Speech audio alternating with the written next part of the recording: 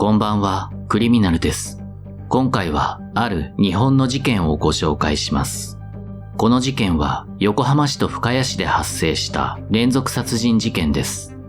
犯人の新井と高橋はいとこ同士で自分たちのことをロボットアニメのマジンガー Z に例えていました。新井が頭で高橋が体。新井が犯行計画を立て、高橋が実行役ということです。それでは事件内容に入ります。新井隆太と高橋貴博はいとこで母親同士が姉妹だった。新井の母親が会社を経営しており、二人はこの会社に勤めていた。新井と高橋は20年以上前から付き合いがあった。高橋には年が離れた弟がいた。両親が弟ばかりを可愛がることに思春期の高橋は強い不満を持っていた。孤独感からか、高橋は中学校で喧嘩など問題ばかりを起こし、両親はたびたび学校に呼び出されていた。ある日、両親が学校に呼び出された後の帰り道、高橋の父親はこう言った。お前は生まれてくるはずじゃなかった子だ。これ以上迷惑をかけるな。この父親の言葉に当時の高橋は大きなショックを受けた。そして高校を卒業した高橋は実家を追い出され、いとこである新井の家に住み込みで働くようになる。新井は高橋の4歳年上で高橋のことを可愛がった。孤独感に苛まれていた高橋は新井のことを家族のように感じていた。そんな新井は高橋とは対照的で友人も多く親分派だ。高橋は新井のことを何でもできるすごい人と感じ憧れを持った。そんな高橋は2002年に傷害事件を起こし4年の実刑判決を受けてしまう。ただ新井は服役後出所した高橋を温かく迎え入れ、以前と変わらない態度で接した。それに感動した高橋はこの人に一生ついていくと決め、認めてほしいとも思った。2006年11月、この頃高橋は出会い系サイトを通じて安井成美さんと知り合った。夫とうまくいっていなかった安井さんは高橋に惚れ込んだ。その後安井さんは夫と離婚し、高橋の元へと身を寄せた。しかし高橋は安井さんのことを金づるとしか思っていなかった。高橋は安井さんに生活保護を不正に受給させ、それを取り上げたり、多額の借金をさせた。また、安井さんと養子縁組し、名字を変えることで新たにキャッシュカードを作り、借金もできるようにした。この養子縁組に関する悪知恵は、服役中に暴力団関係者から教わったものであった。こうして安井さんは戸籍上、高橋の養母となる。2007年には詐欺にも加担させ、詐取した金も取り上げた。その罪は安井さん一人が被ることになり、彼女は保護観察付き執行猶予の判決を受けた。安井さんは金づるとして散々利用されたが、徐々に利用価値が薄まっていき、存在が邪魔に感じるようになった。また、いつか詐欺に加担させたことが警察にバレるのではないか。そう感じた高橋は新井に相談した。すると新井は、保険金をかけてやってしまえ。お前、戸籍上は息子なんだから保険金入ってくんだろ。と言った。そこで二人は安井さんを手にかけ保険金を騙し取る計画を立てた。新井は安井さんを自分の会社で数日間働かせ、その間に生命保険に加入させた。その後はホテル暮らしをさせ、適当な理由をつけて高橋に対する500万円の借用書を書かせた。そして安井さんは借金を返済するために売春を強要された。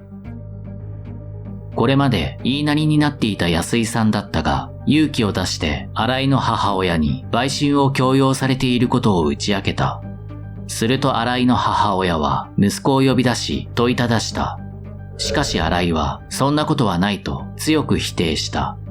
新井の母親はそれ以上追及はしなかった。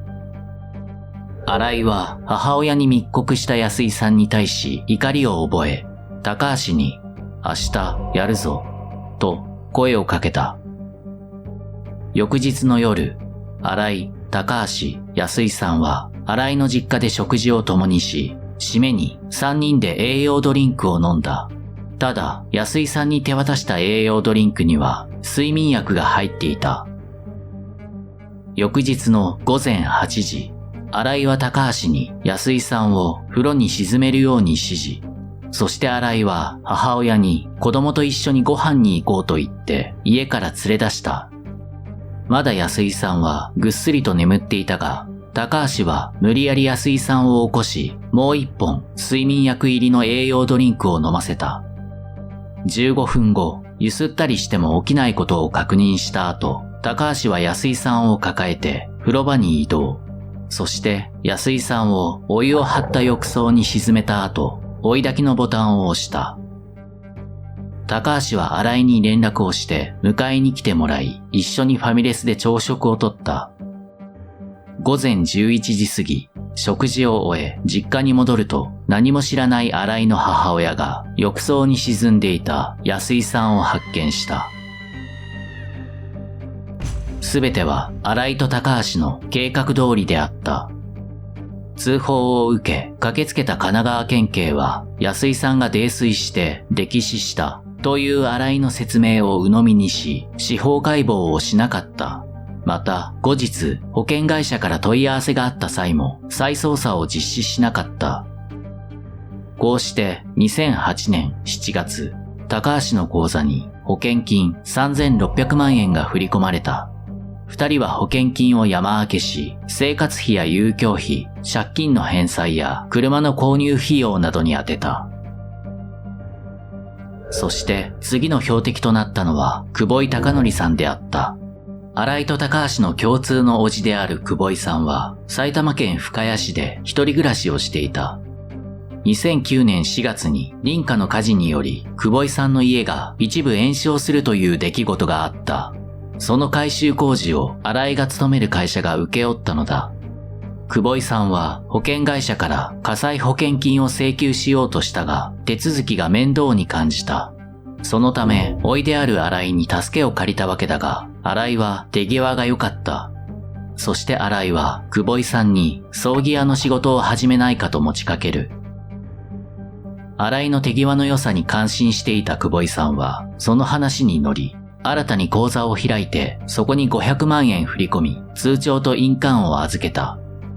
ただ、久保井さんが姉に葬儀屋の件を相談したところ、反対されたため、一旦この話はなしにしたいと、新井に申し出た。しかし新井は、それに応じなかった。なぜなら、新井には愛人がおり、久保井さんから預かった金で、その愛人の家賃を代わりに支払ったり、生活費や遊興費に使ってしまっていたからである。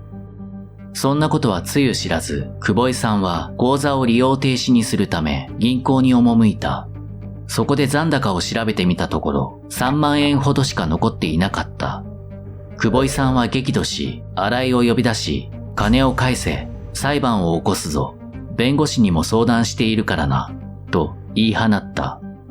焦った新井は急遽高橋をファミレスに呼び出した。そこで新井は、おじをやってくれないか、と依頼した。高橋は安井さんの件もバレていないし、自分も儲かった。この件もミスなく実行すればバレずにまた儲かると考え、それを承諾した。そして新井は高橋に久保井さんの自宅の合鍵を手渡した。実行は早ければ早い方がいいというので、その日の夜10時以降に決行することになった。計画では自殺に見せかけるため、久保井さんの家の包丁を使うことになっていたが、万一切れる包丁がなかったら困ると高橋が言ったので、包丁は新井の内妻の家から持参することにした。8月6日午後11時頃、高橋が久保井さんの家に到着。しかし、明かりがついていた。高橋は新井に指示を仰いだ後にインターホンを押した。すると予想に反して久保井さんは起きていた。そして寝れなくて困っていたという久保井さんと一緒に酒を飲むことになった。久保井さんがトイレに行った際、高橋は新井に、おじは起きていました。揉み合った形でやってもいいですかとメールしている。翌7日の早朝、久保井さんが寝たことを確認した高橋は、久保井さんの胸を包丁で刺した。その刺し傷は背中まで貫通していた。その後高橋は、終わりました、と新井にメールを送信。戸締まりをした後に現場を後にした。それから2日後、近所の人が洗濯物が干されたままになっているのを不審に思い、警察に通報。こうして久保井さんの遺体が発見された。現場の状況から警察は他殺の可能性も視野に入れ捜査を始めた。そして久保井さんの周辺を洗った結果、久保井さんと新井との間に金銭トラブルがあったことが分かり、警察は新井をマークした。ただこの後、新井と高橋は別件で逮捕されることになる。二人は2008年11月にふじみ野市で交通事故を偽装し、保険会社から保険金約85万円を騙し取っており、この件で2010年6月に逮捕されたのだ。そして取り調べにおいて、新井は高橋に罪を着せようとしていた。それを聞いた高橋は裏切られたと感じ、久保井さんを殺めたことを自供した。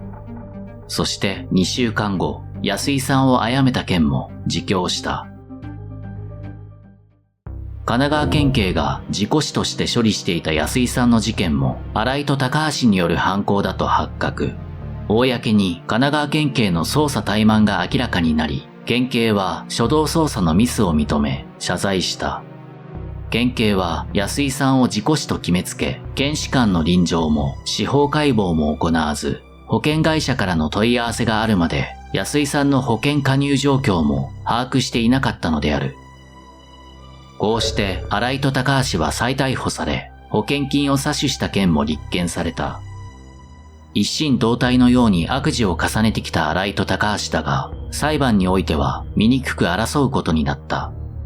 高橋は新井が全て計画し、自分は新井の命令に従ったと主張。